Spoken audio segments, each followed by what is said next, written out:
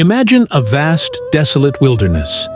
Smoke billows, thunder cracks, and lightning flashes across a formidable mountain peak.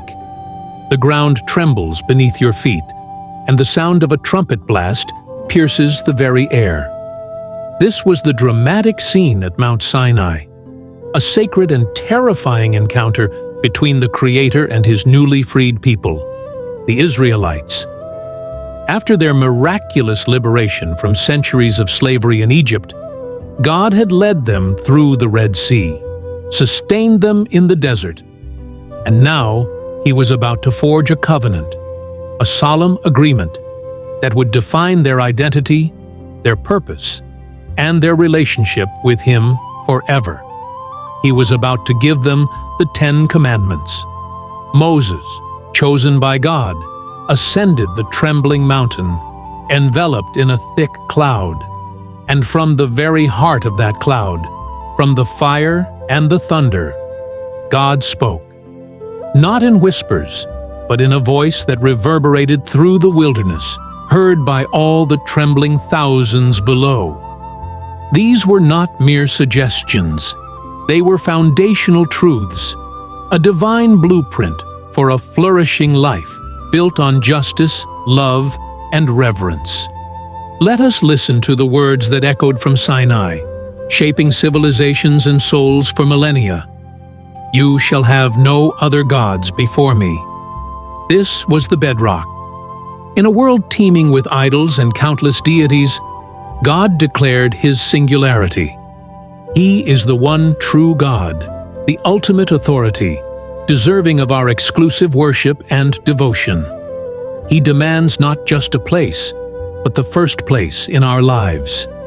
You shall not make for yourself an image in the form of anything in heaven above, or on the earth beneath, or in the waters below. You shall not bow down to them or worship them. God is beyond human comprehension, beyond any form we can craft with our hands. This command protects His holiness and prevents us from reducing the Almighty to a mere object, or worshiping creation instead of the Creator. You shall not misuse the name of the Lord your God. More than just avoiding profanity, this command speaks to reverence. God's name represents His character, His power, His very being. To misuse it is to treat Him lightly, to make false vows in His name, or to claim His authority for our own selfish ends. His name is sacred. Remember the Sabbath day by keeping it holy. 6 days for labor, but 1 day for rest, reflection, and refocusing on God. This was a radical concept in the ancient world. It's a rhythm of life designed for physical, mental, and spiritual renewal, acknowledging that our lives are not solely defined by work, but by our relationship with our Maker. Honor your father and your mother. The first command with a promise. This extends beyond childhood obedience, encompassing respect, care, and gratitude for those who brought us into the world. It's the cornerstone of family, the basic unit of society, and the training ground for all relationships. You shall not murder. The sanctity of human life. This is a direct prohibition against the unlawful taking of a human life, a stark affirmation that every life is precious, made in God's image, and only God has the ultimate authority over it. You shall not commit adultery. This commandment protects the sacred bond of marriage, the covenant between a husband and a wife.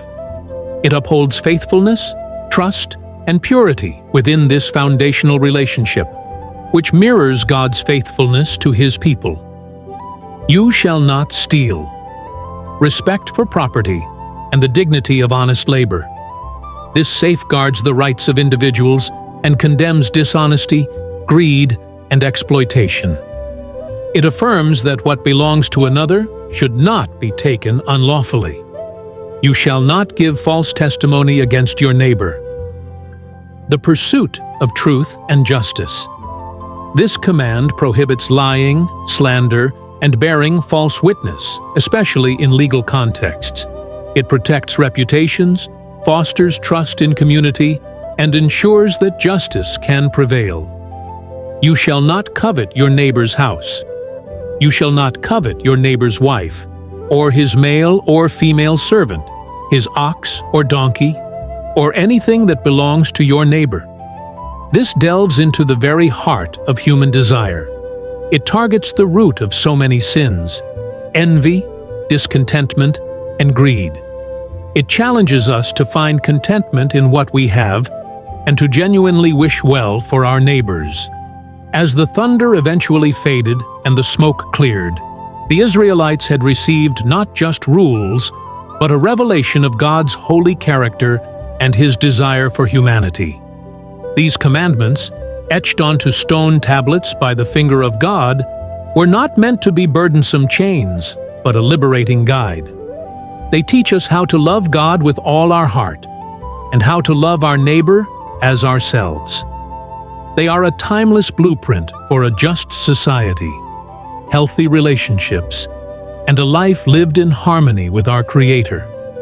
Though given thousands of years ago, their wisdom continues to echo, challenging and guiding humanity to this very day.